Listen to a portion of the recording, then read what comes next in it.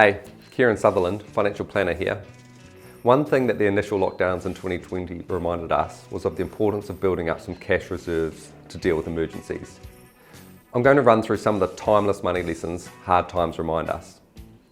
In times like these, our thinking often goes to the shorter term rather than the long term. So first up, get really clear on where your money is going. It's really easy when times are good to just earn and spend, earn and spend. It's not until things tighten up that we're forced into change. I think it's really important at any time to get really clear on where your money is going. Look at what you've got coming in, look at what's going out, and then look at what reserves you have to deal with a crisis, whether it's a one-off type bill or an ongoing increase in expenses. Second up, drill into what is going out. With this, you're going to want to look at what is non-negotiable. There are some things in life that you can't necessarily control. A good example might be your property rates.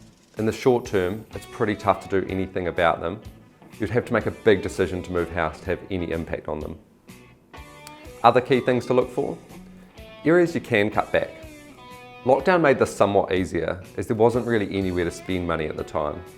But in normal times, you'll have to be a bit more disciplined. Is there any debt you can consolidate onto a lower interest rate? Or a credit card balance transfer that you can make to 0% interest? Basically, however you can reduce debt servicing, but ideally still try and get rid of the debt. Is there any contributions to investments that could be reduced or diverted to cash if you don't have any built up? And investing in yourself is typically never a bad investment. You also might not want to cancel your insurances as you have them for a reason.